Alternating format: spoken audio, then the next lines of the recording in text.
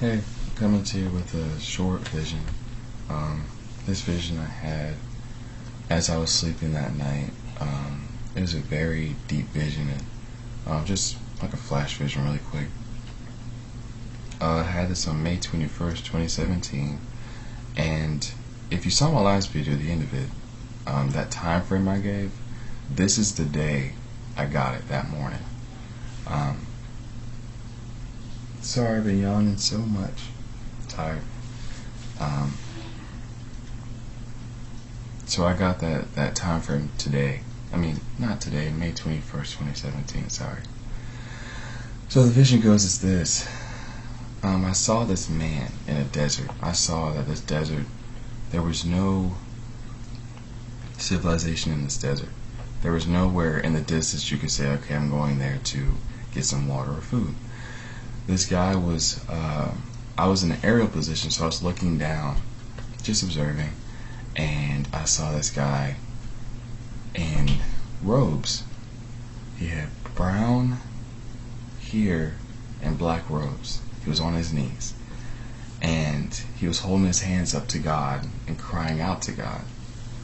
And in the midst of this desert, there's hills in the distance, but it was all just sand.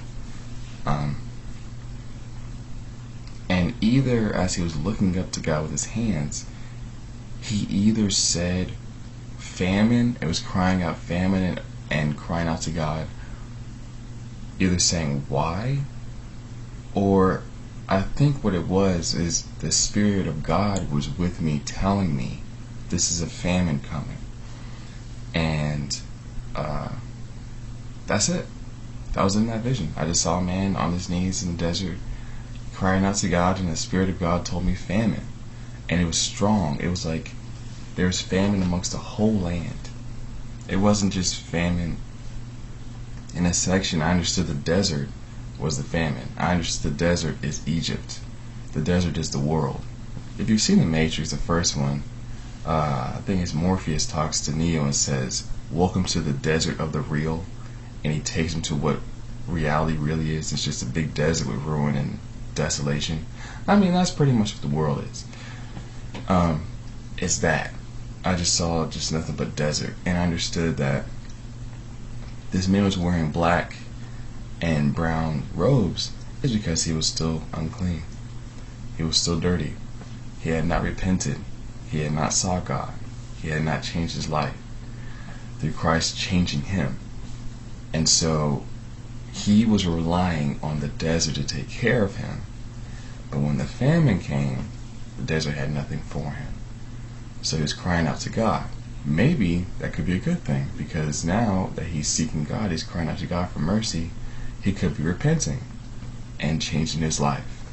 You know, we've all heard about this shaking coming, where God's going to shake up people's foundations that are in the world, that where their false idols are these material things. And God's going to shake that up to give them another chance. It's going to be painful. It's not going to be fun for them, but it's definitely necessary so they don't go to hell or to a place God doesn't want them to be in for the rest of their life. So that's that vision. Quick one. About May 21st, if you didn't see my last video, that morning an angel came to me and was talking about me in my life, talking about me and who I was. He was kind of telling me that, you know, I know that you are a person who likes isolation. You're a person who likes to be by yourself, do your own thing. You don't like to be involved with people too much. By the way, I love people. I'm great with people. I don't mind the company. But I also love me in my me time, where I don't have to be involved with too much of the world and the people. I love minimum worldly action.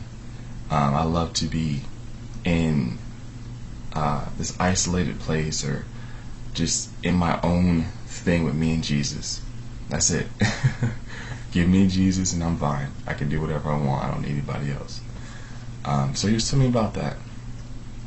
And this 3 months thing, he was saying that from this day, 3 months, you're going to be sent out to more people. You're going to be engaging a lot of people. It's going to be a lot to change to. He even said, I'm going to be revealed to nations. And I know this isn't just for me. I'm not speaking this to exalt myself. This is for, I'm sure this is for the body, the bride, the people who have done their part, the 144,000, the people, the harvesters, if you know about survival coming, the harvest. I'm sure he may be referring to that, maybe, that this is going to happen, that this kind of change is going to happen. Not necessarily change in my body, and I'm not saying the rapture anybody. I'm not saying that. I'm not saying I'm going to be changed into a glorified body. I'm not saying that. I'm not saying that's not going to happen. I really don't know. What I am saying is what the angel just told me.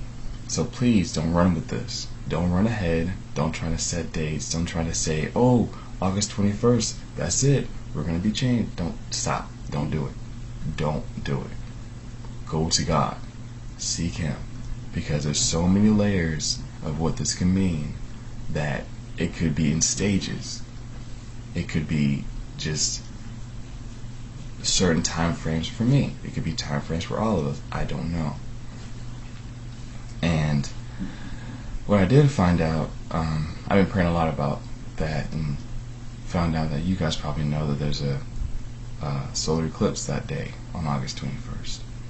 So I don't know. I don't know to what extent this revealing may happen. I don't know to what extent this will take place. So I just want you guys to know what God was sharing with me, and please go pray about it. Don't think it's going to be the rapture. Don't think we're going to be changed. It could be the rapture. It could be we may be changed. I don't know. So we'll see. But yeah, I'll talk to you guys later.